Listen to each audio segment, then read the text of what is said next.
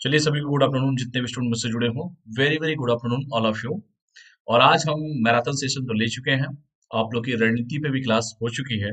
और आज हम बात करेंगे करंट अफेयर के मुद्दे पे। ठीक है। मैराथन का दूसरा पार्ट भी कुछ इसी महीने में आएगा आपका। स्ट्रेटजी का भी वीडियो आपका ले लिया हूं मैं। और करंट अफेयर का जो पार्ट है, जो सिलसिला था, वो जारी रहेगा। ठीक है। तो हम रोज के करंट अफेयर पे अपडेट पे बात करेंगे। डेली करंट अफेयर जो भी 1 वीक हुए हैं उस पे भी हम लोग बात करेंगे। उसके बाद हम रणनीति के जो आपको सेशन लेके चला था रणनीति का, कि कैसे क्या स्ट्रेटेजी होनी चाहिए, किस तरीके से तैयारी करना है प्रीलिम्स का, कैसे मेंस की तैयारी करना है, कैसे इंटरव्यू की तैयारी करना है, उस सारे मुद्दों पे हम बात करेंगे। कल किया भी था मैंने आप लोगों के साथ। और आने वाले समय में 2-3 और वीडियो भी मेरे आएंगे, स्ट्रेटजी पे ही रहेंगे। मैराथन का एक और सेशन आएगा इसी महीने। तो सारे मुद्दों पे हम लोग बात करेंगे। और ये जो क्लास है करंट अफेयर का, जैसे पहले चलता था वैसे ही मैराथन के बाद जो करंट अफेयर का क्लास में ले रहा हूँ फिर से। तो crack UPSC CSC in Hindi with us, मेरे साथ कीजिए, क्रैक कीजिए। और latest crack UPSC CSC Hindi channel है, यूट्यूब का चैनल है, अनअकैडमी का ही चैनल है। और इस चैनल पे सभी का स्वागत है। सभी लोग टाइम हो गया, आ जाइए बेटा, आ जाओ, टाइम हो गया, जल्दी आओ। अगर सब्सक्रिप्शन के बारे में बात करें, जैसे तब तक मैं बता भी देता हूँ, डेली लाइव क्लासेज मिलेंगे। लाइव क्लास का मतलब होता है सीधा प्रसारण, मतलब two way communication. Structure courses होंगे आपके, जो कोर्स होंगे स्ट्रक्चर फॉर्म में होंगे। लाइव टेस्ट एंड क्विज मिलेगा आपको। और अनलिमिटेड एक्सेस मिलेगा। अनलिमिटेड एक्सेस का बेनिफिट क्या होगा कि सपोज दैट अगर लाइव क्लास नहीं भी देख पाते हैं तो वो जो लाइव क्लास होगा आपके मोबाइल में स्टोर हो जाएगा। और आप कितनी बार भी चाहें उतनी बार उसको अनलिमिटेड एक्सेस के साथ देख सकते हैं, सुन सकते हैं, समझ सकते हैं। तो ये सबसे बड़ा बेनिफिट है अनलिमिटेड एक्सेस का। बाकी टीचर चुनने का भी ऑप्शन है आपके पास, किसी भी टीचर से पढ़िए आप। ऑफलाइन की तरह नहीं है ऐसा यहाँ पे कि ऑफलाइन में टीचर मान लीजिए आपको कोई आपको नहीं सूटेबल है आपके लिए, तो अब मैनेजमेंट बदलता था, वो तो आप नहीं बदल पाते थे। लेकिन यहाँ पे तो ये है कि आप किसी भी टीचर से पढ़ सकते हैं, जो आपको कंफर्टेबल जिस टीचर में फील करें कि मतलब इस टीचर से पढ़ना चाहिए, आप किसी भी एजुकेटर को फॉलो कर सकते हैं। ये अनअकैडमी का ऐप है जिसे गूगल के प्ले स्टोर से या एप्पल के प्ले स्टोर से डाउनलोड कर सकते हैं। तो जो लोग डाउनलोड ना किए वो लोग डाउनलोड कर ले, बाकी सभी लोग डाउनलोड करते ही हैं, अच्छे बच्चे हैं। और जो लोग ना कर ले, कोई दिक्कत नहीं है। ये मेरे बारे में है। मैंने बीटेक कंप्यूटर साइंस से किया है, 5 ईयर का टीचिंग एक्सपीरियंस है मेरा। ऑप्शनल सब्जेक्ट मेरा हिस्ट्री है। मैं आप लोग को हिस्ट्री, पॉलिटी और करंट अफेयर पढ़ाऊंगा। और फिलहाल मैं करंट अफेयर लेके चल रहा हूँ, मॉडर्न हिस्ट्री लेके चल रहा हूँ। जो मॉडर्न हिस्ट्री का मेरा जो क्लास है वो ऑलरेडी चल रहा है। मॉडर्न हिस्ट्री का क्लास जो है मेरा, वो दिन में 12-12 PM पे चल रहा है। वो अनअकैडमी के ऐप पर चल रहा है, ठीक है। और 3 PM को मेरा चलेगा करंट अफेयर का सेशन। ये करंट अफेयर ही लेके चल रहा हूँ। समसमय की घटना क्रम जिसे कह सकते हैं आप लोग, समसमय के मुद्दों पे मैं बात करूंगा। तो ये 3 बजे पर डे यूट्यूब पर चलेगा आपका, ठीक है। अभी मैराथन लेके आया था, बीच में रणनीति के भी टॉपिक लिया था मैंने, स्ट्रेटजी पे भी वीडियो बना था मैंने। मैं आपको बताया था स्ट्रेटजी क्या होनी चाहिए यूपीएससी की तैयारी करने का। और उसके बाद धीरे धीरे ये सब चीजें चलेंगी। आने वाले समय में पॉलिटी भी पढ़ा जाएगा, मेडिवल हिस्ट्री भी पढ़ा जाएगा, एंशिएंट भी पढ़ा जाएगा समय के साथ साथ। ये टेलीग्राम का लिंक है, अनअकैडमी प्रिंस जायसवाल के नाम से टेलीग्राम का लिंक है। जिनको भी टेलीग्राम से जुड़ना है वो जुड़ सकते हैं हमसे। टेलीग्राम का लिंक दे दिया हूँ अनअकैडमी प्रिंस जायसवाल के नाम से। क्लास की टाइमिंग, क्लास का डेट, क्लास का पीडीएफ, सारा अपडेट यही टेलीग्राम पे देता हूँ मैं। तो आपको करना क्या है कि टेलीग्राम बार बार चेक करते रहना है, इसी में सारा अपडेट आप लोग को मिल जाएगा जब भी मेरी क्लास लगेगी। इंडिया के जितने भी टॉप 100 एजुकेटर हैं वो यूपीएससी सीएससी के फील्ड के, वो सारे एजुकेटर आपको यहीं पे मिल जाएंगे। यूपीएससी सीएससी, क्योंकि मैं भी यूपीएससी सीएससी को ही डील करता हूँ, मुझसे भी क्लास ले सकते हैं। और बाकी जितने भी टॉप एजुकेटर दिखाई दे रहे हैं उन किसी भी एजुकेटर से कर क्लास कर सकते हैं। अगर सब्सक्रिप्शन के बारे में बात करूँ तो जैसे 2 तरह के प्लान है जीएस सब्सक्रिप्शन के, एक प्लस है, दूसरा आइकॉनिक है। तो जैसे कल की वीडियो में मैंने बताया भी था कि 1 से 1.5 साल तक आप लोग को यूपीएससी की तैयारी में लगना ही लगना है। और मैंने ये भी बताया था कि उसमें कि कम से कम बेटा 1 से 1.5 साल तक आप कोई भी पेपर की मतलब पेपर जो दे रहे हो, तैयारी कर रहे हो, उसके बीच में कोई पेपर ना देना, ये मैंने कहा था आप लोगों से, ठीक है। ये सब बता चुका हूँ आप लोगों को। तो देखिए 1 मंथ का, 3 महीने का, 6 महीने का, 12 महीने का, 24 महीने का और 36 महीने का सब्सक्रिप्शन है, जो आपको सुटेबल लगे। कल तो बता ही चुका हूँ आप लोगों को। 49,500 ये फी है। कोड यूज करेंगे PJ01, 10% डिस्काउंट हो जाएगा। 10% डिस्काउंट के बाद पे करना होगा 44,550 आपको पे करना होगा। कम से कम मेरा मानना है कि 2 इयर्स तक का सब्सक्रिप्शन, 2 ईयर का हो या 3 साल का हो, जो अपने सुटेबल है। मैंने तो आपको बता दिया कि सबके ऊपर डिपेंड करता है कि आप कितने साल में उसका कवर, क्योंकि सिलेबस पूरा करने में ही आपको 1.5 साल लग जाएंगे। वो आप अपने अनुसार देखिए, 2 साल का लीजिए, 3 साल का लीजिए, ये आपके ऊपर डिपेंड करता है, ठीक है। लाइव क्लास मिलेगा, टेस्ट सीरीज मिलेगा, अनलिमिटेड प्रैक्टिस मिलेगा, स्ट्रक्चर शेड्यूल मिलेगा, ये प्लस के सब्सक्रिप्शन पे। ये कोड कहीं पे भी यूज किया जा सकता है। आइकॉनिक का सब्सक्रिप्शन है, कुछ डिफरेंट है प्लस से ये दो 1 साल का है, 2 साल का है, 3 साल का 69,500 फी है। कोड यूज करेंगे PJ01, 10% डिस्काउंट हो जाएगा। 10% डिस्काउंट के बाद 62,550 आपको पे करना है। इसमें बेनिफिट ये मिलेगा कि ये चारों फीचर्स तो आपको ऑलरेडी मिलेंगे ही मिलेंगे, जैसे live class, test series, unlimited practice, instruction schedule. इसके साथ साथ आपको आइकॉनिक वाले में पर्सनल कोच मिलेगा, डेली मेंस क्वेश्चन प्रैक्टिस मिलेगा, स्टडी प्लानर मिलेंगे और पर्सनली आपको फीडबैक दिया जाएगा। तो ये मिलेगा आइकॉनिक के सब्सक्रिप्शन में। और देखिए ऑप्शनल सब्सक्रिप्शन क्या है, वैकल्पिक विषय के बारे में भी कल मैंने आपको चर्चा किया था। तो वैकल्पिक विषय में भी देखो बेटा, 1 महीने का है, 6 महीने का, 12 महीने का, 24 महीने का और 36 महीने का है। आप अपने इच्छा अनुसार देख लीजिएगा जो भी आप वैकल्पिक विषय चूज करते हो। कल मैंने रणनीति पे इस पे बात कर चुका हूं मैं। तो 1 ईयर का 27,500 है, कोड यूज करेंगे PJ01, 10% डिस्काउंट और 3% डिस्काउंट के बाद 24,750 आपको पेमेंट करना है। और देखिए मैंने कहा भी था कि बहुत सारे बैचेज आ चुके हैं, चाहे आप 1 ईयर का करते हो या 2 ईयर का करते हो या 3 ईयर का करते हो। बहुत सारे बैचेज 18 जनवरी से स्टार्ट हो चुके हैं। इसको इसलिए देर मत कीजिए, जल्द से जल्द सब्सक्रिप्शन लीजिए। बाइलिंगुअल बैच भी है, इंग्लिश में भी है, हिंदी में भी है। 2022 के लिए भी देखिए बहुत सारे बैचेज 18 जनवरी को आ चुके हैं। और किसी में भी कोड सेम कोड है PJ01 यूज कर सकते हैं। एनसीईआरटी के भी बैच आ चुके हैं, आप किसी में भी कोड PJ01 यूज कर सकते हैं। ठीक है। अगर देखिए दो तरह के प्लान भी है, यूपीएससी सीएससी ऑप्शनल कोई प्लस वाला लेता है या आइकॉनिक जीएस का लेता है, तो 1 ईयर का चार्ज हो जाएगा 88,705। कोड यूज कर लेगा PJ01, 10% डिस्काउंट हो जाएगा। दोनों प्लस लेता है तो 1 ईयर का चार्ज होगा 70,103। कोड यूज करेगा 10% इस पे डिस्काउंट हो जाएगा। तो ये भी ध्यान दीजिएगा आप लोग, ठीक है। बाकी आइकॉनिक का प्राइस अब बेटा देखो 25 बहुत ही नजदीक है। 25 जनवरी क्यों मनाया जाता है ये आपको बताइएगा। वैसे आपका सब्सक्रिप्शन का रेट तो बढ़ ही रहा है आइकॉनिक का, तो ध्यान दीजिएगा इसका। तो आज हम पहला जो टॉपिक स्टार्ट करेंगे वो टॉपिक ये रहेगा कि बोरिस जॉनसन ने पीएम मोदी को, बोरिस जॉनसन कहाँ के प्रधानमंत्री हैं, कोई बता सकता है? तो जो बोरिस जॉनसन साहब हैं वो यूनाइटेड किंगडम के प्रधानमंत्री हैं और उन्होंने प्रधानमंत्री नरेंद्र मोदी जी को G7 मतलब ग्रुप 7 समिट 2021 में भाग लेने के लिए आमंत्रित किया है। ठीक है। तो क्या है G7, क्या उसका मतलब है, ग्रुप 7 का मतलब क्या है, इस सारे मुद्दों पे हम लोग बात करेंगे। और पहला इंपॉर्टेंट टॉपिक है आपका और पेपर के लिहाज से बहुत ही इंपॉर्टेंट रहेगा ये। बोरिस जॉनसन जो यूनाइटेड किंगडम के इस समय प्रधानमंत्री हैं, लंदन के प्रधानमंत्री हैं, और उन्होंने हमारे देश के प्रधानमंत्री को, देश के यशस्वी प्रधानमंत्री जी को ग्रुप 7 समिट में 2021 में भाग लेने के लिए उन्होंने आमंत्रित किया है। तो क्यों आमंत्रित किया है, क्या लॉजिक है, G7 क्या है, ग्रुप 7 किसे कहते हैं, उसका क्या बेनिफिट होगा सबमिट करने का, इस सारे मुद्दों पे हम लोग बात करेंगे। तो वही है कि हाल ही में आगे बढ़ते हैं फिर।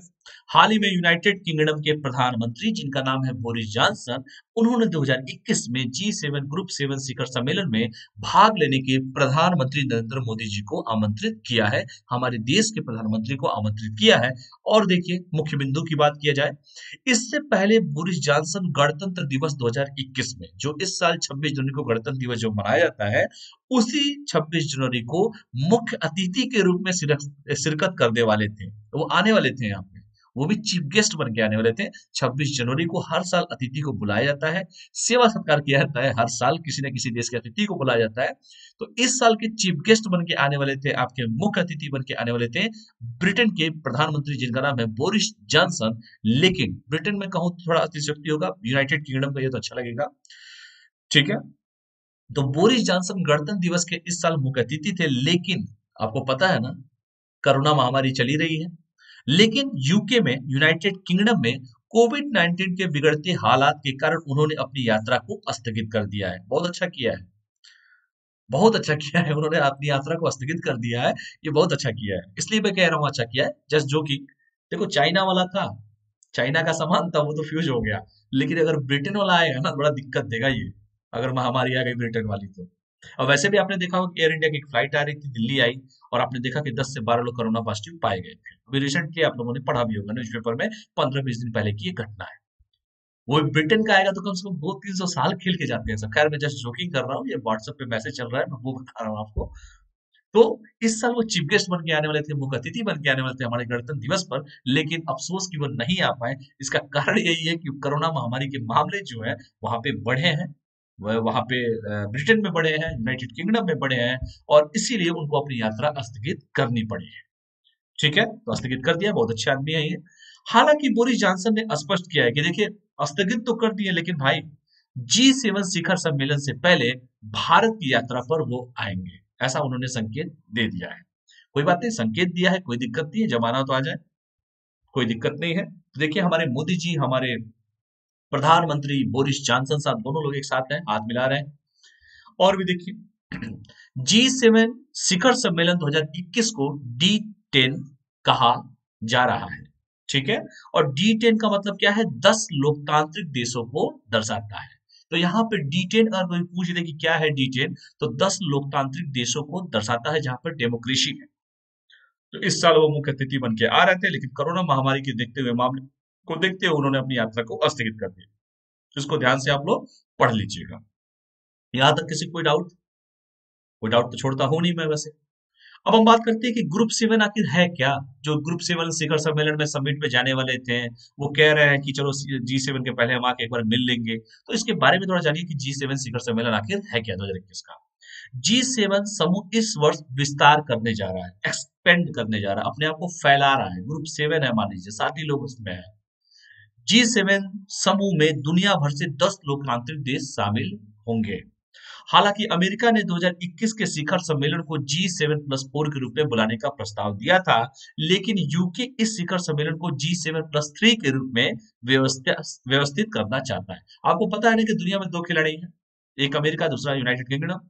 दोनों अपने में खेलते रहते हैं और दोनों को अपनी बादशाहत कायम रखनी है। तो देखिए यहाँ पे क्या हो रहा है कि इस शिखर सम्मेलन को G7+3 के रूप में यूके व्यवस्थित करना चाहता है, जबकि ब्रिटेन इसे D10 के रूप में प्रस्तावित करना चाहता है।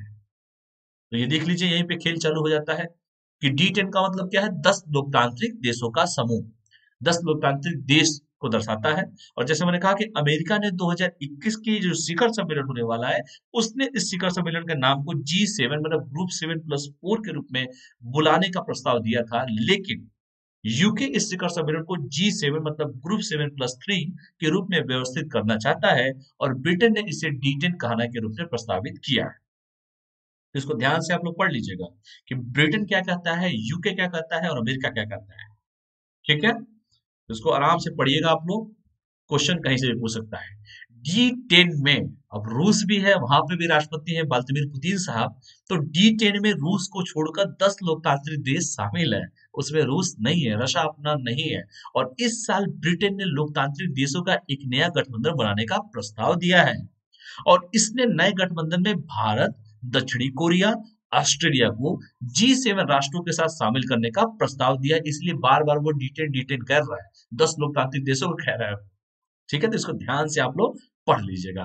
तो इस नए जो गठबंधन अलायंस होने वाला, उस अलायंस में भारत को भी रखा है, साउथ कोरिया को भी रखा है, और ऑस्ट्रेलिया को भी G7 राष्ट्रों के साथ शामिल करने का प्रस्ताव दिया है। इसको ध्यान से आप लोग पढ़ लीजिएगा। अब हम बात करते हैं कि भारत और यूके के क्या संबंध है। यूके मतलब यूनाइटेड किंगडम, लंदन। G7 2021 मेजबान यूके भारत के साथ अपनी आर्थिक साझेदारी को गहरा करना चाहता है, क्योंकि कोई भी देश चाहेगा, क्योंकि उसको आर्थिक, मेन तो सब ट्रेड का खेल है सारा, इतना बड़ा बाजार है भारत के पास, और भारत के संबंध तो सदियों से पुराने रहे हैं। और वैसे उन लोगों से हम संबंध कैसे तोड़ सकते हैं जिन्होंने इतने साल हम लोगों पे राज किया है। और वैसे भी आजकल मैं पढ़ाई भी रहा हूँ आप लोग को मॉडर्न हिस्ट्री में, तो आप लोग और अच्छे से समझ रहे होंगे। तो G7 जो सम्मेलन है, जो मेजबान है, उसने भारत के साथ अपनी आर्थिक साझेदारी को गहरा करना चाहता है, और सारे देश करना चाहते हैं, क्योंकि मेन खेल तो आर्थिक साझेदारी की ही है। ब्रिटिश विदेश सचिव ने एक मजबूत रक्षा प्रणाली के निर्माण के लिए यूनाइटेड किंगडम की प्रतिबद्धता पर प्रकाश डाला है कि भैया हम तो पूरे प्रतिबद्ध हैं, क्योंकि भारत से बड़ा बाजार कहाँ किसी को मिलेगा। और यह भारत के साथ सुरक्षा साझेदारी को भी मजबूत करना चाहता है, क्योंकि भारत की, जैसे मैंने कहा, ब्रिटेन की नौसेना तो वैसे भी वर्ल्ड फेमस थी उस समय भी, जब हम उनके गुलाम थे। तो यह भारत के साथ सुरक्षा साझेदारी को भी मजबूत करना चाहता है, और इस साझेदारी से दोनों देशों को हिंद महासागर के पश्चिमी हिस्से में आतंकवाद और गोपनीयता जैसी समान चिंताओं से निपटने में मदद मिलेगी। यानी वो हर सेक्टर पे बात करना चाहते हैं, चाहे सिक्योरिटी की बात हो, चाहे वो आर्थिक सेक्टर की बात हो, चाहे वो सुरक्षा की दृष्टि की बात हो, चाहे वो हिंद महासागर के पश्चिमी हिस्से में आतंकवाद और गोपनीयता से संबंधित जो भी चिंताएं हैं, उन सारी चिंताओं पे वो बात करने पे, मदद करने के लिए वो लोग तैयार हो गए हैं। तो ये रहा G7 ग्रुप शिखर सम्मेलन। बोरिस जॉनसन पीएम मोदी को आमंत्रित कर रहे हैं। ये सारा डिटेल मैंने आप लोगों को बता दिया है। देखिए मोदी जी हैं और वो प्रधानमंत्री जी भी हैं, दोनों कितनी खुश मुद्रा में नजर आ रहे हैं। ठीक है, G7 देखिए। G7 एक अंतर सरकारी संगठन है और इसका गठन क्यों किया गया है? ग्रुप 7 का अंतर्राष्ट्रीय आर्थिक और मौद्रिक मुद्दों को संबोधित करने के लिए किया गया है। ग्रुप 7 और यूपीएससी की परीक्षा में बेटा लगातार क्वेश्चन इससे पूछते हैं। G20 किसे कहते हैं, G7 किसे कहते हैं, आसियान देशों में कौन कौन शामिल होता है, सार्क का मतलब क्या होता है, सार्क सम्मेलन, ब्रिक्स सम्मेलन क्या होता है, ये सारे मुद्दों पे क्वेश्चन यूपीएससी खूब पूछता है। तो ध्यान से पढ़ लीजिएगा इसको कि G7 एक अंतर सरकारी संगठन है और इसका गठन किया गया है इंटरनेशनल आर्थिकी मतलब इंटरनेशनल इकोनॉमिक्स और मौद्रिक मुद्दों को संबोधित करने के लिए किया जाता है। और इस समूह में America, Britain, Canada, France, Italy, Germany, Japan शामिल हैं। और इससे पहले इस समूह को G8 कहा जाता था जिसमें रूस भी शामिल था। अब G8 में से रूस को हटा देंगे, रसा को हटा देंगे तो हो जाता है G7। तो पहले इसमें रूस था लेकिन अब रूस सम्मेलन में नहीं है, इसलिए रूस को उस सम्मेलन से हटा दिया गया है। इसलिए इस सम्मेलन को G7 समिट कहा जाता है। इसको ध्यान से पढ़ लेना कौन कौन से देश शामिल हैं।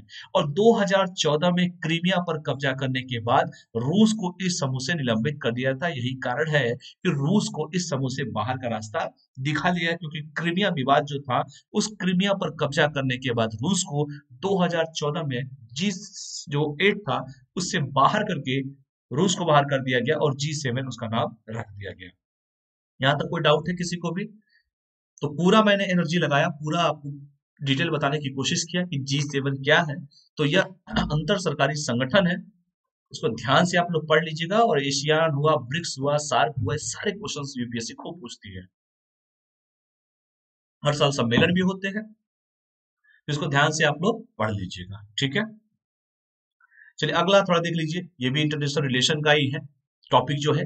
अमेरिका ने यूएई और बहरीन को प्रमुख रणनीतिक साझेदार के रूप में नामित किया है। तो चलिए कमेंट करके बताइए तो अमेरिका के इसमें राष्ट्रपति कौन है इस समय? अमेरिका के राष्ट्रपति कौन है? राष्ट्रपति, प्रेसिडेंट कौन है अमेरिका के? बताइए आप लोग। बड़े प्यार आ रहा है इनको यूएई और बहरीन को, बहरीन पर, वो भी अमेरिका को। क्या बात है। तो इस बारे में हम लोग पढ़ेंगे कि प्रमुख रणनीतिक साझेदार के रूप में क्यों नामित किया है। ऐसा वो अमेरिका अगर करे तो भाई डाउट तो होता है, क्योंकि अमेरिका में राष्ट्रपति हो गया है चेंज। डोनाल्ड ट्रंप साहब की विदाई हो चुकी है और नए कौन से राष्ट्रपति आए, थोड़ा नाम बताइए उनका, कमेंट करिए और नाम बताइए सभी लोग, क्योंकि अमेरिका के राष्ट्रपति का नाम जानना बड़ा जरूरी है, क्योंकि दबदबा हमेशा कायम रखते हैं लोग ये अमेरिका वाले। ये वही अमेरिका वाले थे जो हमारे देश के प्रधानमंत्री को जब वो मुख्यमंत्री होते थे, जब थे गुजरात के, तो उनको वीजा नहीं देता था और आज रेड कारपेट बिछा के स्वागत करने के लिए सबसे पहले तैयार रहते हैं। ये वही अमेरिका वाले लोग हैं, अमेरिका के तानाशाह लोग हैं, जिन्होंने पोखरण परीक्षण करने से हमें मना किया था, लेकिन देश के यशस्वी प्रधानमंत्री के नेतृत्व में और उस समय के मिसाइल मैन ऑफ इंडिया, हम सभी के प्यारे पूर्व राष्ट्रपति डॉक्टर एपीजे अब्दुल कलाम साहब के सानिध्य में और भूतपूर्व भारत रत्न, दोनों भारत रत्न के सानिध्य में हमने पोखरण परीक्षण किया और पिक्चर भी पोखरण आई थी, आपने देखा भी होगा। तो हाल ही में अमेरिका के राष्ट्रपति का नाम बताइए कौन है? अमेरिका के राष्ट्रपति कौन है? राष्ट्रपति, प्रेसिडेंट कौन है? तो हाल ही में अमेरिका ने बहरीन और संयुक्त अरब अमीरात, जिसे यूएई कहते हैं, को प्रमुख रणनीतिक साझेदार के रूप में नामित किया है। तो अमेरिका ने किसको किसको किया है भैया? बहरीन को किया है और संयुक्त अरब अमीरात, जिसे यूएई कहते हैं, इन दोनों को प्रमुख रणनीतिक साझेदार के रूप में नामित किया है। और प्रमुख रणनीतिक साझेदारों की यह घोषणा व्हाइट हाउस के प्रेस सचिव काइले मैकेनी ने की थी। जाहिर सी बात है कोई ना कोई करेगा, क्योंकि राष्ट्रपति साहब तो कहेंगे नहीं, तो सचिव जो होते हैं उन्होंने कहा। और दोनों देशों को पूरे क्षेत्र में हिंसक उग्रवाद, असाधारण सुरक्षा, साझेदारी का मुकाबला करने की प्रतिबद्धता के लिए नामित किया गया है। और वैसे भी अमेरिका ताक पे रहता है कि कहाँ पर क्या हो रहा है, तो ये ने देखा कि भैया देखो ये लोग अच्छा काम कर रहे हैं, तो इनको दोनों को प्रमुख रणनीति साझेदार के रूप में नामित किया है। इसके अलावा बहरीन और संयुक्त अरब अमीरात पिछले 30 वर्षों में अमेरिका के नेतृत्व वाले गठबंधन का हिस्सा रहे भी हैं। और वैसे भी नए राष्ट्रपति आए हैं तो कुछ ना कुछ उनका इंटरनेशनल रिलेशन जो होगा किसी भी देश के प्रति कुछ ना कुछ अलग दिखाने की वो कोशिश करेंगे ही। और इसके पीछे का पूरा इतिहास होता है, जाहिर सी बात है हर व्यक्ति अपने अनुसार उस चीजों पे काम करना चाहता है। तो नए राष्ट्रपति आए हैं, इन्होंने कहा है कि जो हमारे यूएई है और बहरीन जो है वो पिछले 30 सालों में 30 वर्षों में अमेरिका के नेतृत्व वाले गठबंधन के हिस्सा रहे हैं और इन्होंने हिंसक उग्रवाद असाधारण सुरक्षा साझेदारी का मुकाबला करने की प्रतिबद्धता के लिए इनको नामित इसीलिए हम भी कर रहे हैं। यहाँ तक कोई डाउट है किसी को भी?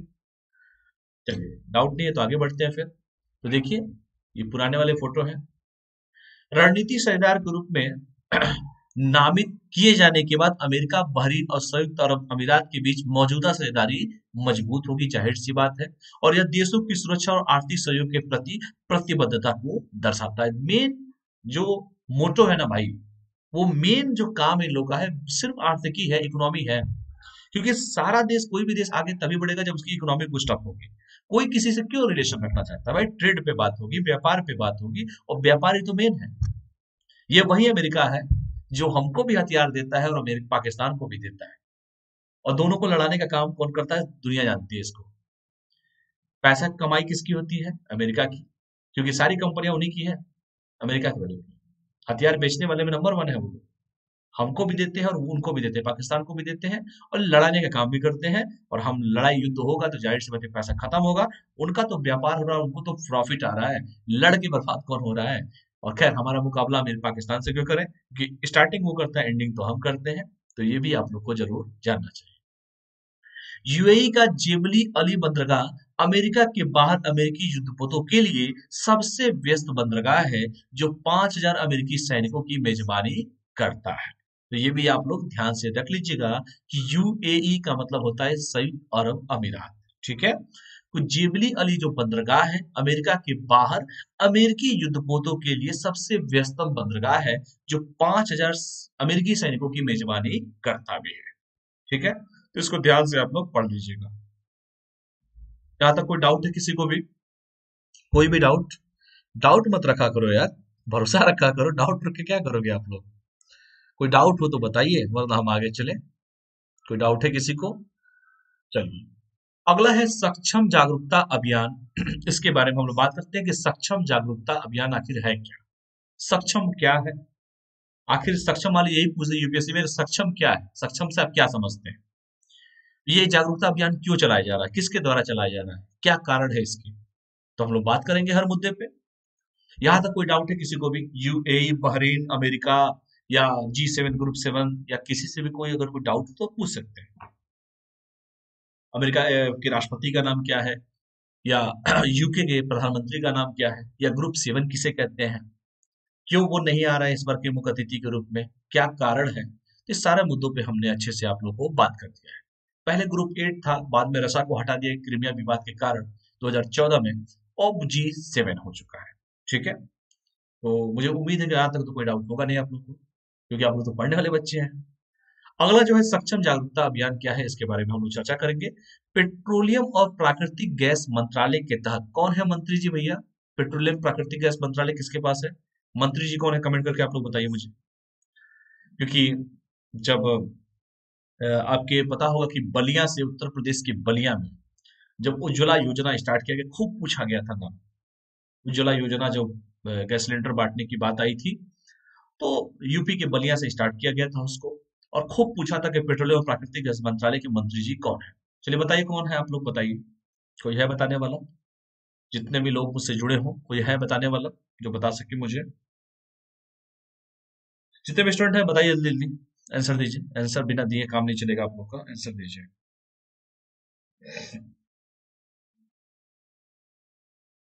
आंसर दो बेटा, आंसर, काम नहीं चलेगा उससे, आंसर दीजिए। तो पेट्रोलियम और प्राकृतिक गैस मंत्रालय के तहत पेट्रोलियम संरक्षण अनुसंधान संघ, पीसीआरए, मतलब पेट्रोलियम कंजर्वेशन रिसर्च एसोसिएशन ने जीवाश्म ईंधन के उपभोक्ताओं के बीच जागरूकता पैदा करने के उद्देश्य से सक्षम नामक एक अभियान शुरू किया है। किस मिनिस्ट्री की तरफ किया गया है? पेट्रोलियम और प्राकृतिक गैस मंत्रालय के अंतर्गत किया गया है। आपको पता होगा कि अब उज्ज्वला योजना सबसे सुपरहिट योजना थी। उज्ज्वला योजना क्यों थी? वो महिलाओं से रिलेटेड, जो मतलब जो गैस चूल्हा दिया जाता था, सिलेंडर दिया जाता था, जो डिस्ट्रीब्यूट किया जाता था, वो योजना सुपरहिट गई और चुनावी मुद्दा भी बना था, सभी लोगों को पता भी होगा।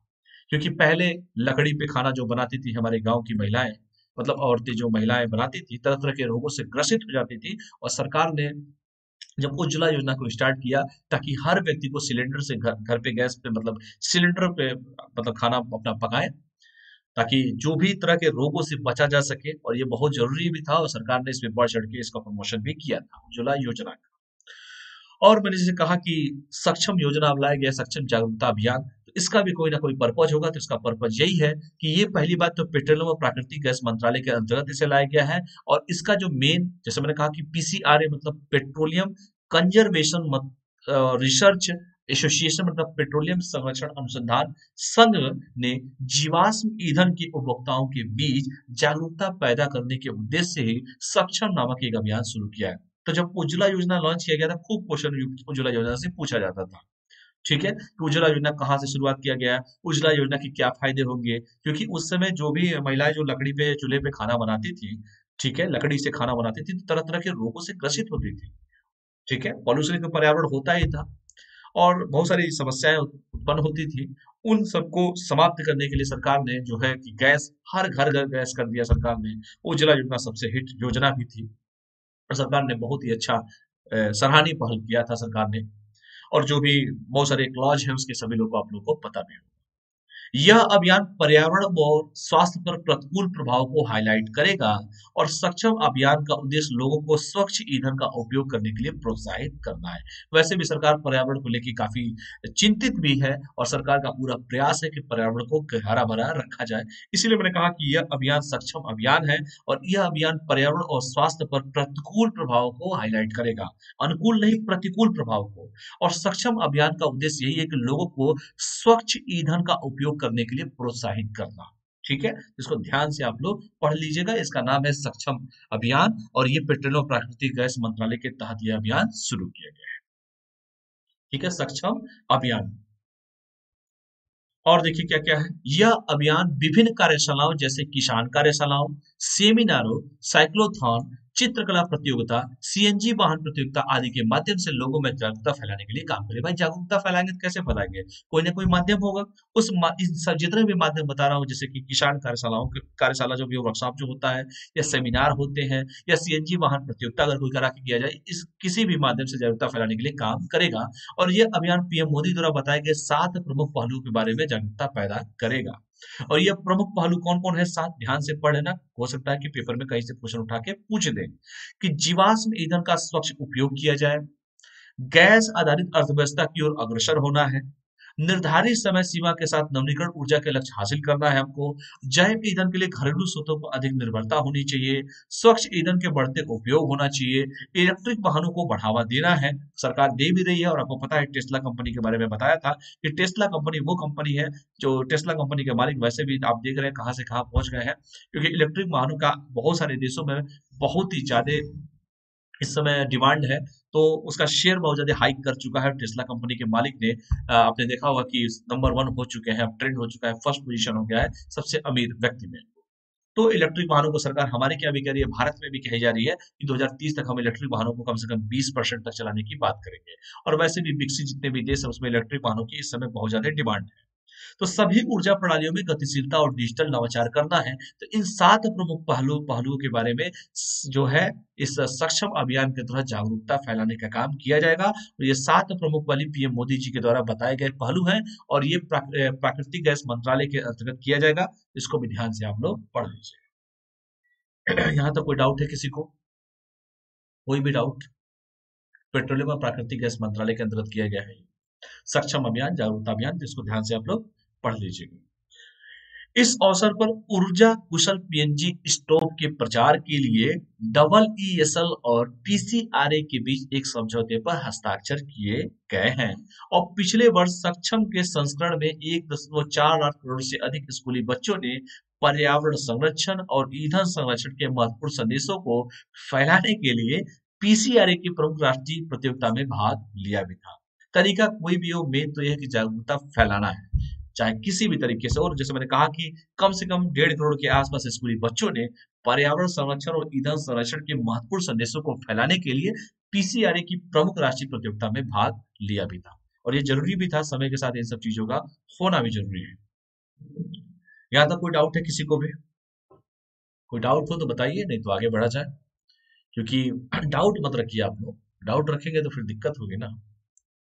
बाकी आप लोग का मैराथन सेशन ले ही चुका हूँ, स्ट्रेटजी पे क्लास हो ही चुका है आप लोगों का, और धीरे धीरे रोज रोज करंट अफेयर मैं वीकली जो करंट अफेयर होगा उसको मैं लेके चलूंगा।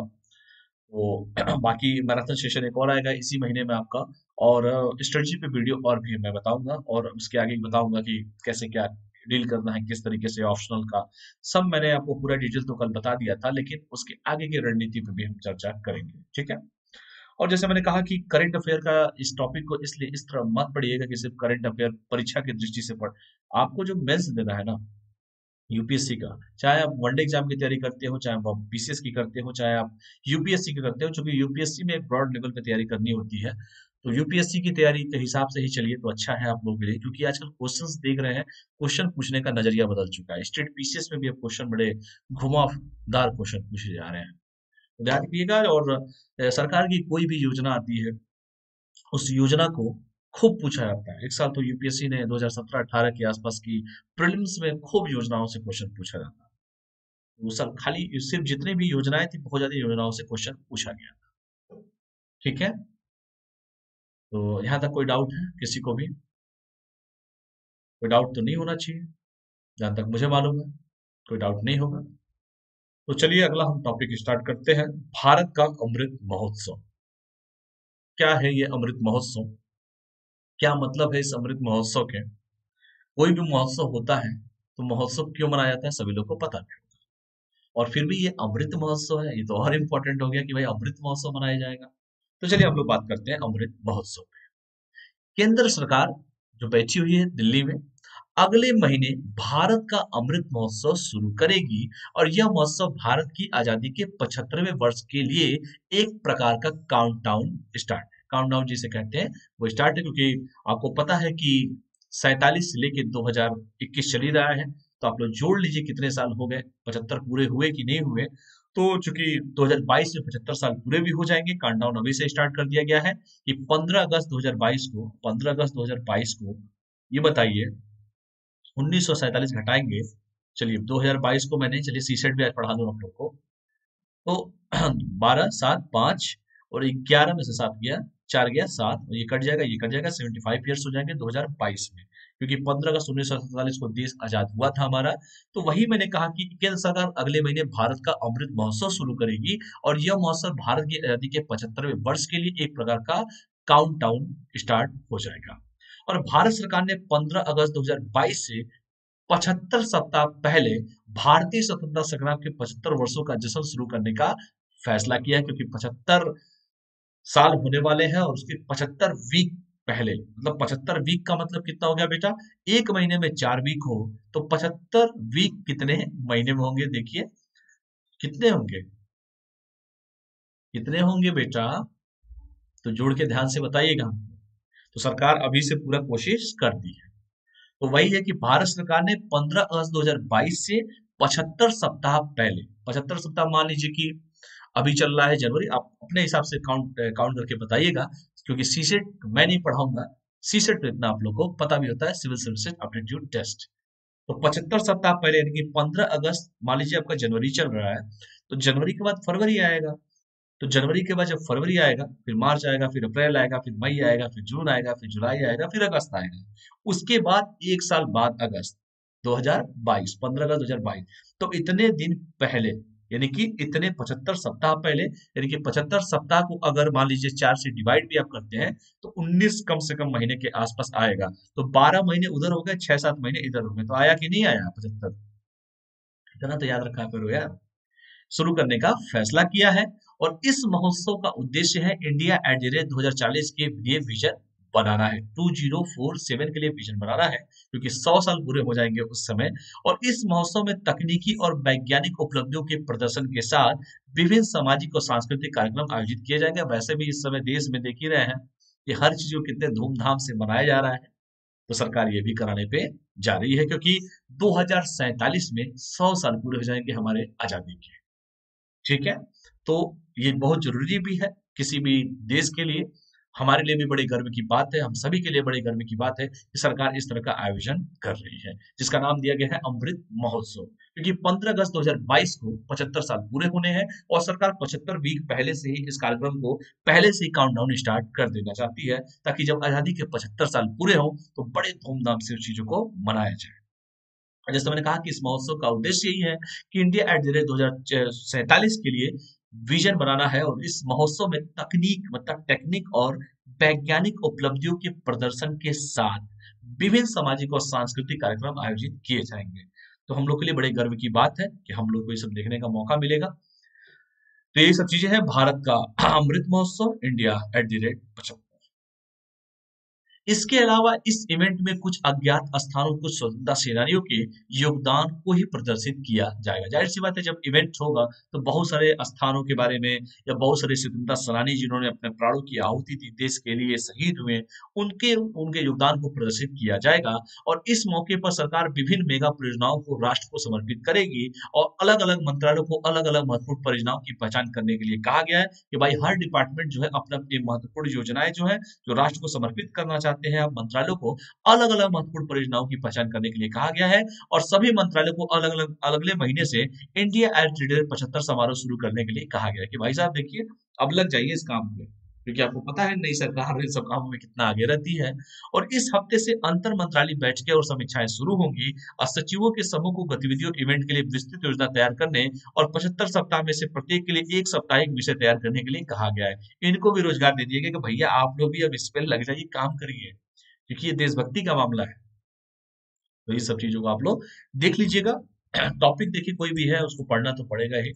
बाकी कोर तो उसका बीच का मैंने बता ही दिया कि 75 साल पूरे होने हैं, 75 सप्ताह पहले ही काउंटडाउन सरकार चालू करवा देनी चाहिए कि अभी से लग जाइए आप लोग, और अपने अपने डिपार्टमेंट्स में आप लोग सोच लीजिए कि क्या क्या महत्वपूर्ण परियोजनाओं को पहचान करना है और उसके बारे में बताना भी है लोगों को। और इंडिया एट द रेट 75 समारोह शुरू करने के लिए कहा भी गया है। सचिवों को भी कहा गया कि प्रत्येक एक हफ्ते में एक कोई टॉपिक चूज कीजिए, आप साप्ताहिक विषय तैयार करने के लिए कहा गया है। यहाँ तक कोई डाउट है किसी को? कोई डाउट मत रखा करो आप लोग। इसके साथ ही सूचना और प्रसारण मंत्रालय कौन है, मंत्री जी बताना थोड़ा। सूचना प्रसारण मंत्रालय कौन किसके पास है, मंत्री जी कौन है, हमारे कैबिनेट मिनिस्टर कौन है, केंद्रीय मंत्री कौन है? कई बार बता चुका हूं, सूचना और प्रसारण मंत्रालय। बताइए आप लोग।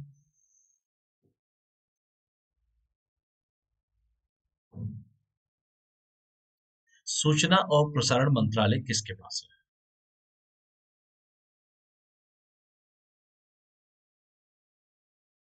तो सूचना और प्रसारण मंत्रालय जल्द ही समय सीमा के साथ इवेंट का एक कैलेंडर जारी करेगा, और सामाजिक न्याय और अधिकारिता विभाग को उच्च अनुसूचित जाति की आबादी वाले 10,000 गांव में मॉडल गांव सुविधाओं को लाने का काम दिया गया है। Point to be noted. तो सामाजिक न्याय और अधिकारिता मंत्रालय किसके पास है, विभाग किसके पास है, ये भी बताइए आप लोग।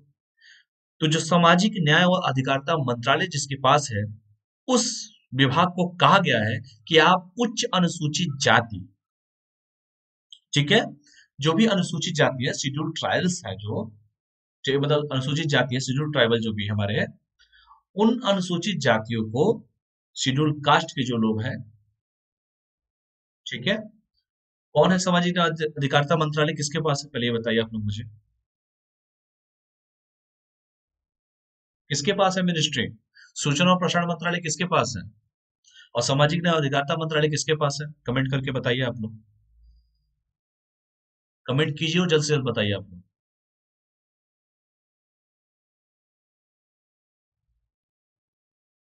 वही मैंने कहा कि सामाजिक न्याय और अधिकारिता विभाग को अनुसूचित जाति, शेड्यूल्ड कास्ट की आबादी वाले, ठीक है, 10,000 गांव में, जितने भी देश में आबादी है उनकी, उनके 10,000 गांव में मॉडल गांव सुविधाओं को लाने का काम दिया गया है। और आपको पता है कि सरकार जब आई थी तो सांसदों से भी आग्रह किया गया था कि मॉडल स्मार्ट विलेज होना चाहिए, स्मार्ट सिटी होना चाहिए, स्मार्ट विलेज होना चाहिए, और हर सांसदों को कहा गया था कि आप जो है 2 गांव गोद लेंगे। लेकिन आपकी सच्चाई क्या है आप लोगों को अच्छे से पता भी होगा। और धीरे धीरे कहाँ पे गया था कि आप इस साल का चलिए इतना होगा, 2 साल इस लेना हो, 2 गांव लेना हो, फिर आपको गांव को और इंक्रीज करना है और गांव को भी आपको अडॉप्ट करना है। जैसे स्मार्ट सिटीज होना चाहिए, इसमें स्मार्ट विलेज भी आपको कॉन्सेप्ट लेके आई थी सरकार। तो ये सब भी चीजें हैं। और सामाजिक न्याय और अधिकारिता मंत्रालय, जैसे मैंने कहा कि इसको प्रभार दिया गया है कि भाई अनुसूचित जाति जो है, शेड्यूल कास्ट की जो जातियां हैं, उन जातियों की आबादी वाले क्षेत्रों में कम से कम 10,000 गांव में, भारत के 10,000 गांव में मॉडल गांव सुविधाओं को लाने का काम दिया गया है, ताकि एक प्रस्तुत करना, फॉर एग्जाम्पल आजादी के 75 साल होने के उपलक्ष्य में। और अल्पसंख्यक जो मंत्रालय है, कौन है मिनिस्टर भैया? कौन है अल्पसंख्यक मंत्रालय, किसके पास है मिनिस्टर साहब? कौन है अल्पसंख्यक मंत्रालयों के, बताइए।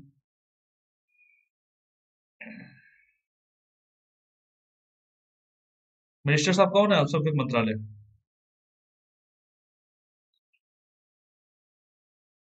मिनिस्टर साहब कौन है अल्पसंख्यक मंत्रालयों के? मिनिस्टर साहब कौन है देश के?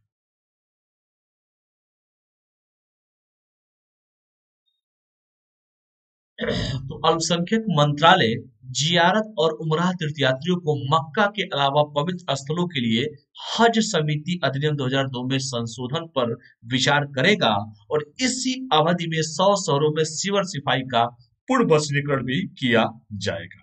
तो ये जिम्मेदारी दी गई है अल्पसंख्यक मंत्रालय को। इसको ध्यान से आप लोग पढ़ लीजिएगा। अमृत महोत्सव के बारे में ये सब क्वेश्चन खूब पूछे जाते हैं।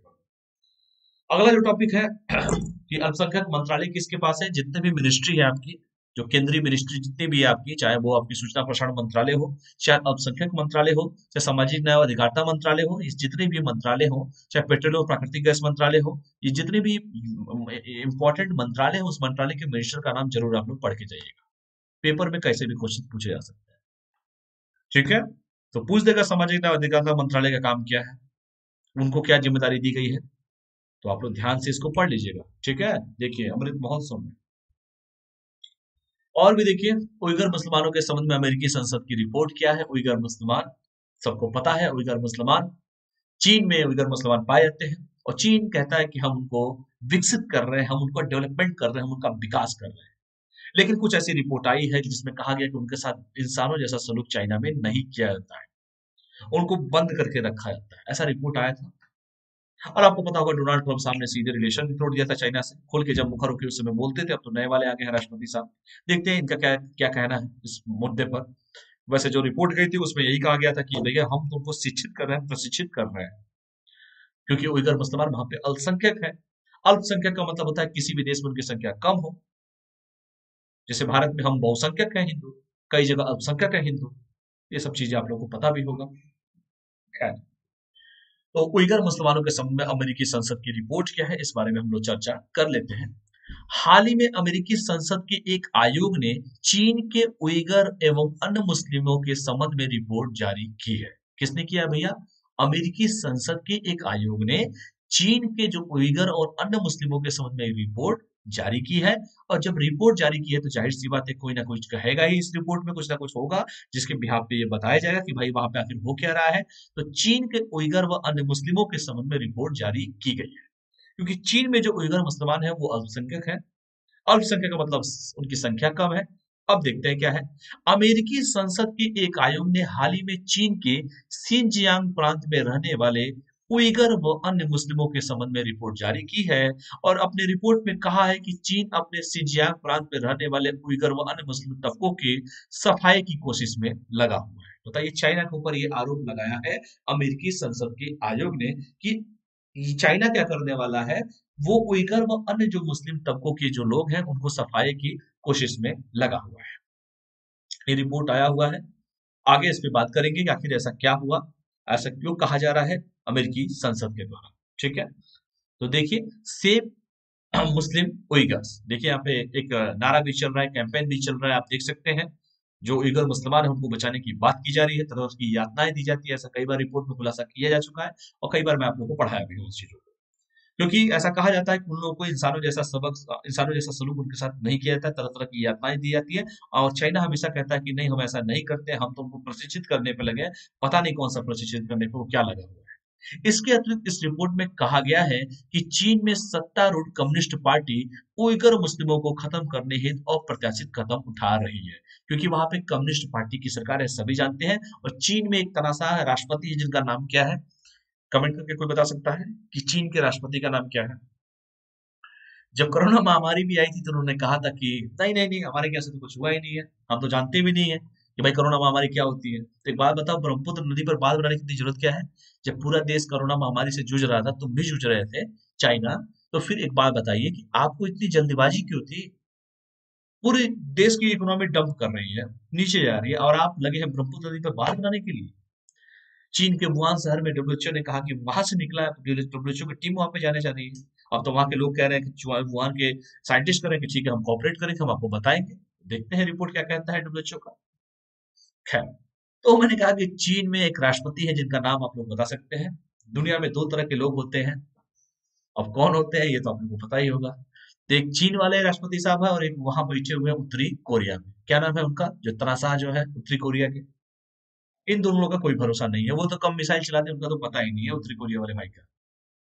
चीन वाले तो खैर ये तो कह के भी, ये तो बार बार कहते कुछ और है, करते कुछ और है। इनका तो मतलब मत पूछिए इनका हाल। चीन पाकिस्तान आर्थिक कॉरिडोर वाले भी केस में देखिए इनका क्या हाल है।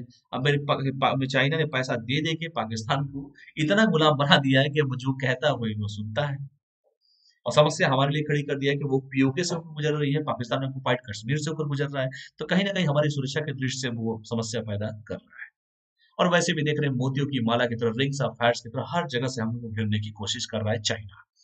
तो खैर यही सब है कि इस रिपोर्ट में यही कहा गया है, जो अमेरिकी संसद में लाया गया है, कि चीन में जो सत्तारूढ़ है, जो सत्ता में बैठी हुई जो पार्टी है, इसका नाम है कम्युनिस्ट पार्टी, उइगर मुस्लिमों को खत्म करने हेतु तो अप्रत्याशित कदम उठा रही है। और चीनी सरकार के अधिकारी उइगर मुस्लिमों के अलावा कजाक, किर्गिज और अन्य अल्पसंख्यक समुदाय के लोगों का लगातार उत्पीड़न कर रहे हैं, ऐसा रिपोर्ट में कहा गया है। सोच लीजिए, ये तो कह रहे हैं चाइना वाले कि ना हम तो कुछ कर ही नहीं रहे हैं, ये भी अपने अब कुछ कहेंगे सफाई में। हम तो उनको सभ्य बनाने की कोशिश कर रहे हैं। चीनी सरकार इन अल्पसंख्यकों से संबंधित सूचनाओं को छिपा रही है तथा उन्हें गायब कर रही है, ऐसा कहा गया है। और मैंने कहा कि देखिए प्रोटेस्ट भी चल रहा था, सेव मुस्लिम उइगर, ये प्रोटेस्ट चल रहा है वहां पे चाइना में। तो यही सब चीजें हैं। और इसके अतिरिक्त मुस्लिम पुरुषों को सामूहिक बंदी शिविरों में रखा जा रहा है। ये बहुत पहले से घटनाएं चली आ रही हैं उइगर मुसलमानों को लेके। ठीक है, तो इसको ध्यान से आप लोग पढ़िए कि मुस्लिम जो पुरुष हैं, उन पुरुषों को सामूहिक बंदी शिविरों में रखा जा रहा है। आखिर ये क्या कराना चाहता है उनसे? रिपोर्ट छुपा रहा है बार बार। इस प्रकार सीजियांग प्रांत में अल्पसंख्यकों के मानव अधिकारों और धार्मिक स्वतंत्रता का बृहद पैमाने पर उल्लंघन हो रहा है, ऐसा इस रिपोर्ट में कहा गया है। और आयोग ने अपनी रिपोर्ट में कहा है कि अमेरिकी सरकार को इन अल्पसंख्यकों के अधिकारों की रक्षा करनी चाहिए। बताइए, अमेरिका वो तो सबका हितैषी है, वो तो चाहेगा ही सभी लोग के अधिकार अच्छे से रहें। तो इन सब रिपोर्टों में ये सब कहा गया है, तो इसको ध्यान से आप लोग पढ़िएगा। और रिपोर्ट में हांगकांग के संबंध में क्या तथ्य है, थोड़ा सा ये भी देख लीजिए। अमेरिकी संसद के आयोग ने अपनी रिपोर्ट में हांगकांग की स्थिति का भी उल्लेख किया है कि भैया हांगकांग की स्थिति क्या है, थोड़ा सा देख लीजिए, क्योंकि चाइना कहता है कि नहीं, हांगकांग पे भी हमारा कब्जा होना चाहिए। रिपोर्ट में कहा गया है कि चीन ने हांगकांग के संबंध में बनी वन कंट्री टू सिस्टम नीति को खत्म करके वहां भी मानवाधिकारों का उल्लंघन किया है, क्योंकि चाइना कहता कुछ और है, करता कुछ और है, सभी लोग इसके बारे में परिचित हैं। तो ये चाइना के बारे में ज्यादा बताने लायक नहीं है कि चाइना क्या है, कहता कुछ और है, करता कुछ और है। तो चीन ने क्या किया है, हांगकांग के संबंध में बनी जो वन कंट्री टू सिस्टम की जो नीति थी, उस नीति को खत्म करके वहां भी मानवाधिकारों का उल्लंघन किया है। और हांगकांग जो देश है, वर्तमान में यह हालत है कि यदि वहां चीनी सरकार के खिलाफ कोई आवाज उठाता है तो उसे दंडनीय अपराध माना जाता है। बताइए, हमारे देश में देखिए कोई कुछ भी कह देता है, कोई दिक्कत नहीं है, लेकिन वहां सोचिए ये स्थिति है कि भाई अगर वहां के सरकार के खिलाफ अगर कुछ अगर बोल देंगे तो भैया आपको दंडनीय अपराध माना जाएगा। इतनी भी आजादी उनको लोग नहीं है, यानी कि वहां तानाशाही है फिर एक तरह से। हमारे देश से अगर कंपेयर अगर कर रहे हैं आप, भारत तो डेमोक्रेसी कंट्री है, लोकतंत्र है यहाँ पे। आप किसी को कुछ भी बोल सकते हैं, कोई दिक्कत नहीं है। आप अपनी सरकार की आलोचना भी कर सकते हैं, कोई दिक्कत नहीं है। लेकिन वहां पे क्या है, हांगकांग के संबंध में जो रिपोर्ट आया उसमें ये बताया गया है, अगर कोई भी चीनी सरकार के खिलाफ कुछ भी बोल देगा, उसके विरोध में कुछ बोल देगा, तो उसे दंडनीय अपराध माना जाएगा। इसे क्या कहेंगे आप? क्या इसे तानाशाही रवैया नहीं कहा जाएगा? आप उइगर मुसलमानों के साथ जो कर रहे हैं वो तो कर ही रहे हैं, आप तो शिविरों में भी रख रहे हैं, वो भी रिपोर्ट छिपा रहे हैं आप उसको, आप उनको खत्म करने पे चाह रहे हैं, ये भी आयोग में रिपोर्ट में कहा गया है। और आप इतने सालों से ये रिपोर्ट आ रही है, बार बार अमेरिका कह रहा है, क्या वाकई में कह रहा है? और जो प्रोटेस्ट चल रहा है क्या वो गलत प्रोटेस्ट चल रहा है? तो ये सब चीजें हैं कहीं ना कहीं उइगर मुसलमानों के प्रति जो जो उनका सोच है, जो चाइना का जो दृष्टि है, देखने का नजरिया है, पता नहीं क्या है, वो तो रिपोर्ट सही से बताएगा। लेकिन जहां तक लगता है कुछ ना कुछ उनके दिमाग में चल रहा है। और हांगकांग जैसा देश जहां पे इन्होंने ही एक नीति बनाई थी, एक रिलेशन बनाया था कि वन कंट्री टू सिस्टम होगा, और इस नीति को खत्म खुद कर रहे हैं आप। वहां भी मानव अधिकारों का उल्लंघन कर रहा है कि कोई भी व्यक्ति अगर किसी सरकार के खिलाफ कुछ अगेंस्ट में कुछ बोल नहीं सकता है, उसे दंडनीय अपराध माना जाता है। तो इसे आखिर क्या कहेंगे आप? इसको आप लोग आराम से देख लीजिएगा, ठीक है? ये इंटरनेशनल रिलेशन में बड़े काम आएंगे आपके, इसको ध्यान से आप लोग देख लीजिएगा। उइगर समुदाय के बारे में देख लीजिए। उइगर मुसलमान एक तुर्क जाति समूह होता है जो चीन के सिंजियांग प्रांत में रहते हैं। क्योंकि चाइना के जब रह रहे हैं तो जाहिर सी बात है वहां पे अल्पसंख्यक ये लोग। और इनका कहना है कि जो रिपोर्ट में अमेरिका की रिपोर्ट में आया है, आयोग की रिपोर्ट में, उसने यही कहा है कि वहां पे जो सत्ता में सत्तारूढ़ जो पार्टी के जो सत्तारूढ़ जो पार्टी है वो चाहती है कि इनका दमन किया जाए, ठीक है? तो एक तुर्की जाति समूह है जो चीन के सिजियांग प्रांत में रहते हैं, और तुर्क मूल के उइगर मुसलमानों के इस क्षेत्र में आबादी कम से कम 1 करोड़ से ऊपर है। 1 करोड़ प्लस इनकी जनसंख्या सिंजियांग प्रांत में, क्योंकि पॉपुलेशन तो वैसे भी हाई है चाइना का।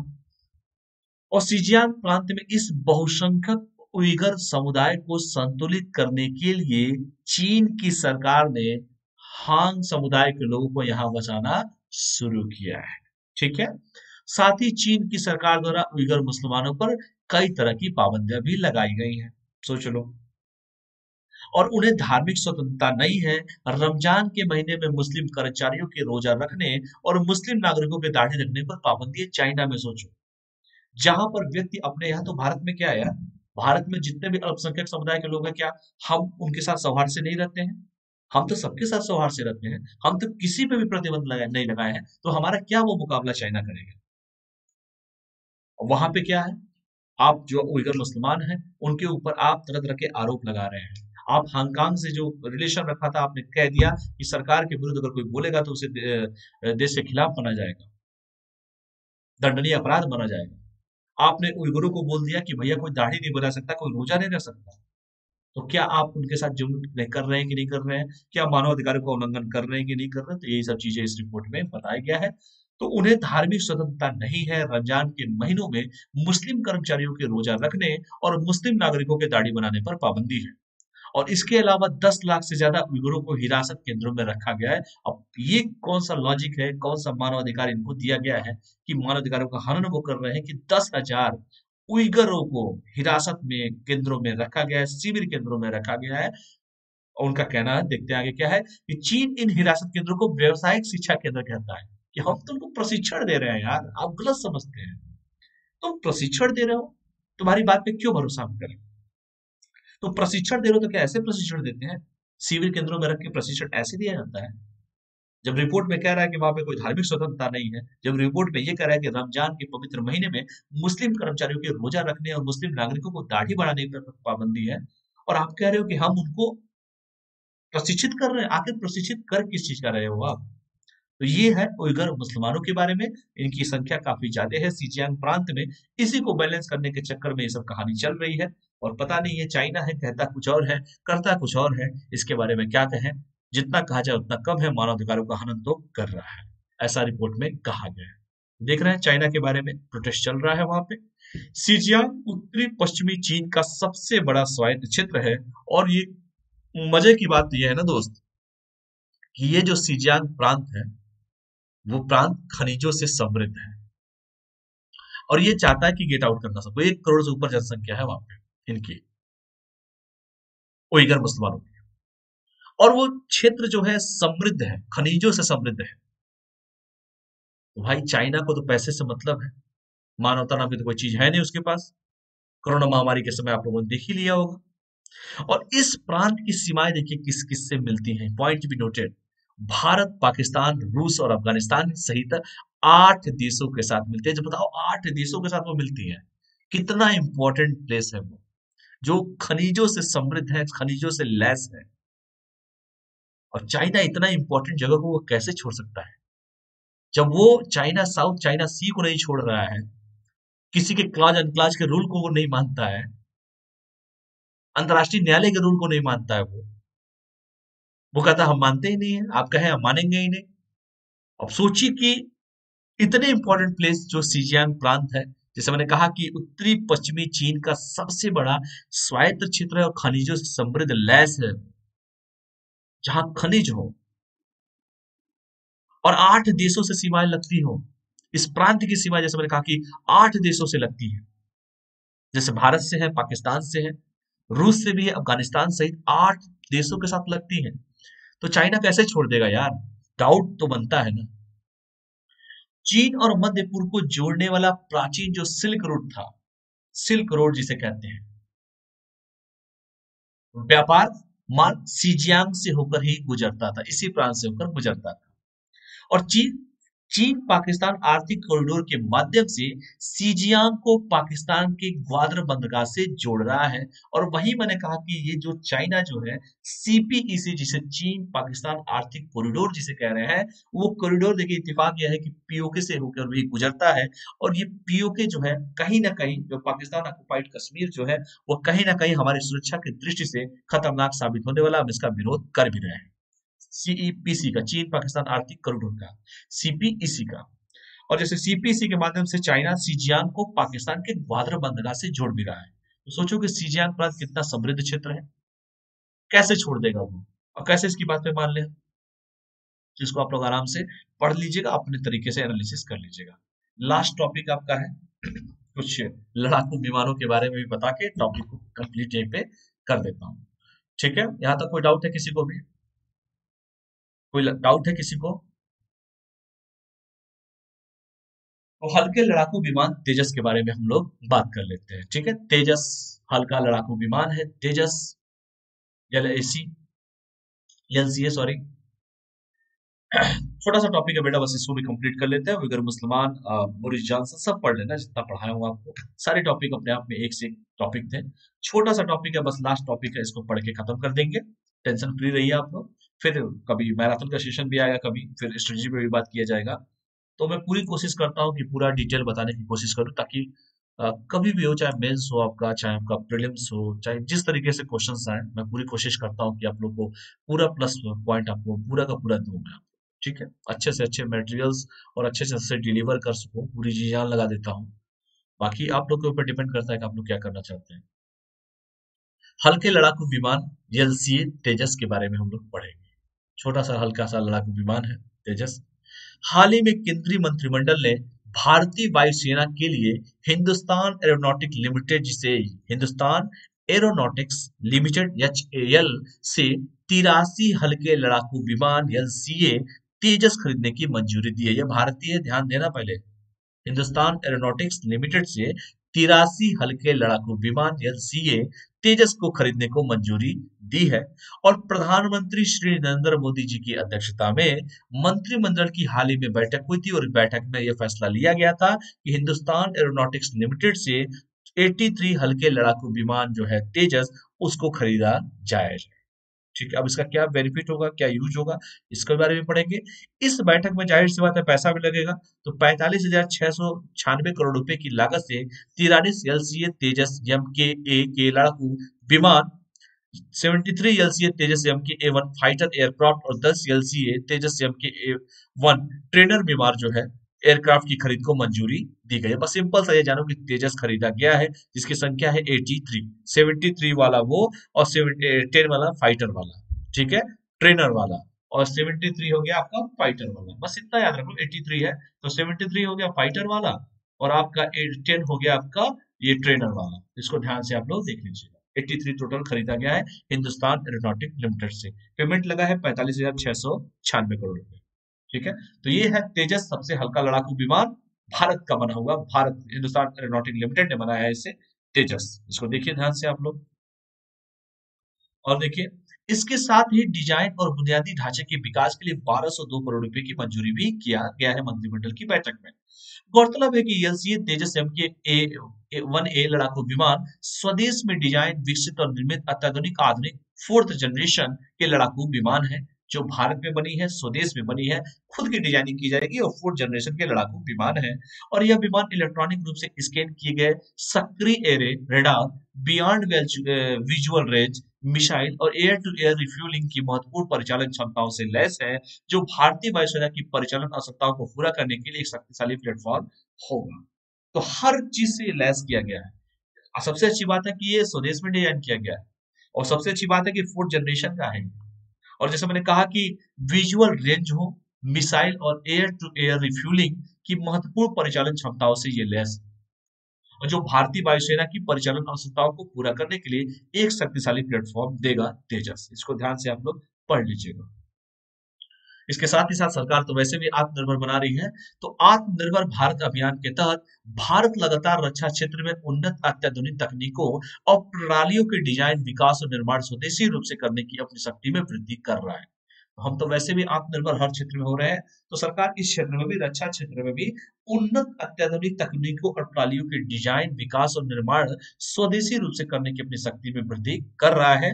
और हिंदुस्तान एरोनॉटिक लिमिटेड द्वारा हल्के लड़ाकू विमान के निर्माण से आत्मनिर्भर भारत पहल को और अधिक बढ़ावा मिलेगा और देश में रक्षा उत्पादन, रक्षा उद्योग को बढ़ावा देगा। और सरकार तो शुरू से कर रही है कि हमारा रक्षा क्षेत्र में जो भी काम हो स्वदेशीकरण होना चाहिए, अपना देशीकरण होना चाहिए, स्वदेशी होना चाहिए। आत्मनिर्भर बनने की बात सरकार तो वैसे भी कर रही है, तो इन सब चीजों को किया जाएगा। हिंदुस्तान एरोनॉटिक लिमिटेड अच्छे तरीके से काम भी कर रहा है। 83 देगा भी हल्के लड़ाकू विमान तेजस। तेजस देखिए, तेजस भारत में विकसित हल्का लड़ाकू विमान है, लाइट कॉम्बैट एयरक्राफ्ट है, यह सीए है और यह अनेक विशिष्ट सुविधाओं से युक्त है, फोर्थ जनरेशन का है। तो ये भी आप लोगों के लिए इंपॉर्टेंट हो जाएगा। और तेजस का ढांचा कार्बन फाइबर से बना है जिसकी वजह से यह अन्य धातुओं से बनने वाली विमानों की तुलना में काफी हल्का है।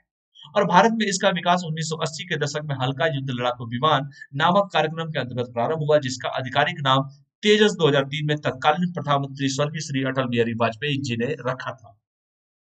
तो इसका जो है कार्यक्रम का प्रारंभ तो हो चुका था 80 के दशक में, लेकिन इसका आधिकारिक जो नाम था 2003 में, जब देश के प्रधानमंत्री हमारे सभी के प्यारे एक कवि के साथ साथ एक देश के पूर्व प्रधानमंत्री भारत रत्न स्वर्गीय श्री अटल बिहारी वाजपेयी जी ने इसका नाम रखा था तेजस। और इसे हिंदुस्तान एरोनॉटिक लिमिटेड ने विकसित किया है तेजस को। ठीक है, तो देखिए तेजस हल्का लड़ाकू विमान है, कार्बन फाइबर से बना है जिसकी वजह से अन्य धातु से बनने वाले विमानों की तुलना में काफी हल्का है। और जैसे मैंने कहा कि 80 के दशक में हल्का युद्ध विमान एलसीए नामक कार्यक्रम के अंतर्गत प्रारंभ हुआ था और जिसका आधिकारिक जो नाम, ऑफिशियल जो नाम था, तेजस 2003 में प्रधानमंत्री अटल बिहारी वाजपेयी जी ने रखा था। और हिंदुस्तान एरोनॉटिक लिमिटेड ने इसे विकसित किया है। तेजस देखिए कितने आराम से उड़ रहा है। ठीक है, यह न तो सिर्फ त्वरित और प्रभावी हमला करने में सक्षम है बल्कि निशाना भी इसका चूक है। छोटा है पर काम बहुत तगड़ा वाला करेगा भाई। ये हवा से हवा में, हवा से जमीन पर मिसाइल दागने में सक्षम है। ठीक है, air to air to air to land. और इसमें एंटीशिप मिसाइल भी होगा, बम होगा, रॉकेट आदि सब लगाए जा सकते हैं। सबसे लैस है ये भाई साहब, सभी चीजों से लैस होगा। एंटीशिप मिसाइल से, बम से, रॉकेट आदि से लगाए जा सकते हैं इसमें। वर्ष 2008 में तेजस में हवा में उड़ान के दौरान ईंधन भरा जा चुका है जिससे इस विमान का महत्व और बढ़ गया था। ईंधन बढ़ा था, सोचा हवा में उड़ के उड़ान के दौरान भर दिया गया था ईंधन, जिससे इस विमान का महत्व और बढ़ गया। वैसे भी स्वदेशी है, अपने देश का है, आत्मनिर्भर भारत की ओर अग्रसर होने का एक सबसे बड़ा कदम है रक्षा क्षेत्र में, रक्षा सेक्टर्स में। ये हमारे लिए बहुत बड़ी उपलब्धि है तेजस की। एक तो छोटा है, जहां जरूरत पड़ेगी वहां पहुंच भी जाएगा, लड़ाई के मैदान में भी पहुंच जाएगा सही तरीके से, क्या दिक्कत है। और वैसे भी हवा से हवा, एयर टू एयर खेलेगा, एयर टू लैंड भी खेल देगा ये, मिसाइल दागने में सक्षम है ये। और इसमें एंटीशिप मिसाइल भी है, बम भी है, रॉकेट सब आदि लगाए जा सकते हैं इसमें। और जैसे मैंने कहा कि 2018 में सबसे अच्छा खूबसूरत वो सुनहरा अवसर था जब पेपरों में निकला था कि तेजस ने हवा के उड़ान के दौरान, हवा में मतलब उड़ रहा था, उसके दौरान मतलब ईंधन भर दिया जिससे इसका विमान का महत्व और बढ़ गया। तो इसको देख लीजिएगा। बाकी एक टॉपिक और बढ़ता है, बांधवगढ़ राष्ट्रीय उद्यान, ये कल मैं आप लोग को पढ़ा दूंगा। ठीक है, तो आज के लिए बस हम इतना ही रखते हैं। ठीक है, तो कल हम लोग पढ़ लेंगे बांधवगढ़ राष्ट्रीय उद्यान के बारे में। तो मुझे उम्मीद है कि जितना भी आपको पढ़ाया हूँ, चाहे तेजस के बारे में पढ़ाया हूँ, चाहे G7 ग्रुप के बारे में बताया हूँ, चाहे वो प्रधानमंत्री जी के बारे में बताया हूँ, बोरिस जॉनसन साहब के बताया हूँ, चाहे मैं उइगर मुसलमानों के बारे में बताया हूँ और सिंचियान प्रांत के बारे में बताया हूँ, या सरकार ने जितने भी इस 75 साल पूरे होने पर कौन कौन सी योजनाएं चलाई हैं सब बताया भी हूँ आपको। 75 साल होने वाले हैं 15 अगस्त 2022 को, और 75 सप्ताह पहले से ही ये सरकार अभी से लगी हुई है उन चीजों को प्रमोशन करने में। खैर, होना भी चाहिए, देश की आजादी की बात है, 75 साल पूरे होने हैं, और 100 साल तो खैर पता ही है आपको, 1947 मतलब 2047 में 100 साल पूरे होंगे। तो यही सब चीजें हैं। तो मुझे उम्मीद है कि आज का चैप्टर आप लोग को अच्छा लगा होगा। टॉपिक मैराथन सेशन कैसा लगा आप लोग कमेंट कीजिएगा। और उसके साथ साथ जो मैराथन मैंने लिया भी था आपका, उसके बाद मैंने स्ट्रेटजी पे क्लास लिया, और आज मैंने करंट अफेयर का क्लास ले रहा हूँ। तो आने वाले समय में मैंने कहा कि स्ट्रेटजी पे और भी बात करूंगा, रणनीति पे, क्योंकि रणनीति जरूरी है किसी भी परीक्षा को क्रैक करने के लिए, क्योंकि रणनीति के अनुसार ही तो आप खेलेंगे। आपको रणनीति फिक्स है तो उसके अनुसार खेलेंगे। बाकी भी किसी को कोई डाउट हो कभी भी भविष्य में, हालांकि मैं डाउट छोड़ता नहीं हूँ। ये अनअकैडमी प्रिंस जायसवाल के नाम से मेरा टेलीग्राम का लिंक है, अनअकैडमी प्रिंस जायसवाल। ये कोड है PJ01, इस कोड का यूज करके अपने सब्सक्रिप्शन पे 10% बचा भी सकते हैं। और ये कोड है अनअकैडमी प्रिंस जायसवाल के नाम से। ठीक है, मेरे नाम के आगे अनअकैडमी लगा लेंगे, आपसे मैं मिल जाऊंगा। और मैंने कहा कि दिन में 12 बजे मेरा मॉडर्न हिस्ट्री का क्लास चल रहा है अनअकैडमी के ऐप पर। ठीक है, तो अनअकैडमी के ऐप पर चलेगा वो क्लास 12 बजे दिन में, और 3 बजे मेरा हम लोग का रोज जो है करंट अफेयर क्लास तो चल ही रहा है। मैराथन भी चलेगा इसी में आपको स्ट्रेटजी भी बताता रहूंगा, तो ये सब ध्यान दीजिएगा मेरा टाइमिंग।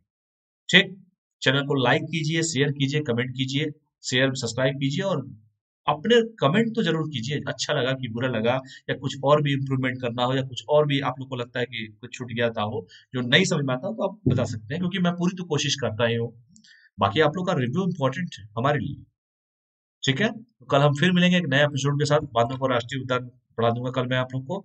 तब तक के लिए आप लोग पढ़ाई करते रहिए। Thanks for watching. स्वस्थ रहिए, मस्त रहिए, पढ़ते रहिए। बहुत बहुत धन्यवाद। Thank you all of you. Class को हम यहीं पर ऑफ करते हैं। बहुत बहुत धन्यवाद। Thank you all.